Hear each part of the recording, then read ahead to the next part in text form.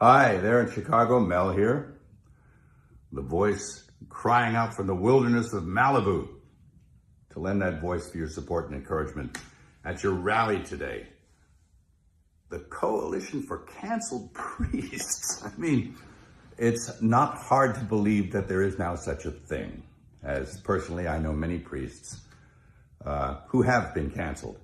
But not for the reasons you'd think. I mean, it's not like they did a hit and run drive and left the scene of the crime or embezzled church funds, stole the altar wine, or committed some other heinous crime. No, not at all. And who's persecuting them? Well, their own bishops. How's that? Yep.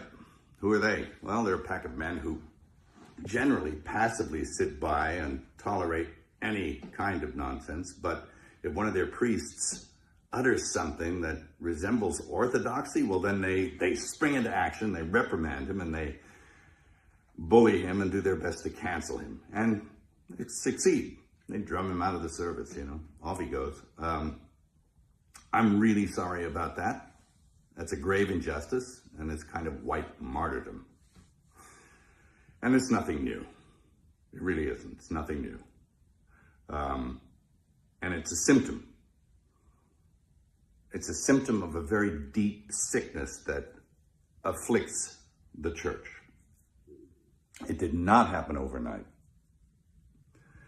If anyone's familiar with the missives of Archbishop Vigano, he says that the seeds of erosion of the church were sown with the reforms of Vatican II, and I agree with him. He suggests even that we scrap the whole thing and go back and do it the way it was before. And it was a pastoral council after all. I mean, there was nothing wrong. It didn't need to be fixed. They were doing pretty well. At any rate, and I've had my own run-in with the bishops. I mean, who are they? Well, I remember when I directed The Passion, I went to the USCCB to get support for the film. And those men couldn't get away from me fast enough. And all but a few of them turned their back on me. And it was pretty telling about who they were. A pretty insipid bunch. And it doesn't look like anything's changed. Geez, I remember back in the 70s, old priests, good priests, who were bullied and persecuted by their bishops. There was a rash of it back then also, and it was because they wanted to maintain what it was that they were ordained to do. They didn't want to go along with the new liturgy and the reforms of Vatican II, and so that they were really heavily leaned on. It was never abrogated, the old Mass, never, and it still hasn't been. You can't. It's protected by quo primum. But they were bullied and badgered and put in insane asylums, and it was pretty sad to watch. And this kind of thing is now happening again. So, and how are we supposed to know the good guys from the bad guys? Well, we were given a standard by which to judge them. By their fruits, you'll know them. By their fruits. Anybody seen any good fruit lately? Well, it's tough. And look, I'm a pretty sinful guy. I mean, I'm as venal as the next guy. But I know the difference between a shepherd and a hireling. And I think that the vast majority of these bishops are just a bunch of hirelings, And my question is, who's hiring them?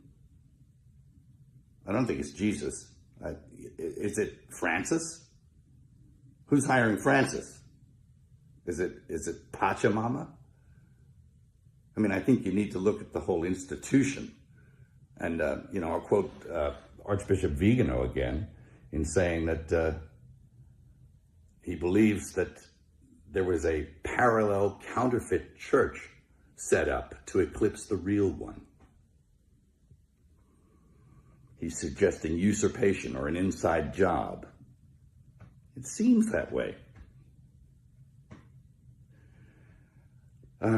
Anyway, of course, we know the gates of hell will not prevail against it. The victory is God's, not ours. And it will flourish if we keep it in our hearts.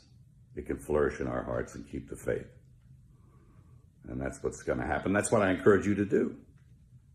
Again, I'm sorry for your pain, the injustice. I'll definitely throw something in the hat to add my support. And God keep you and God bless you. Thank you.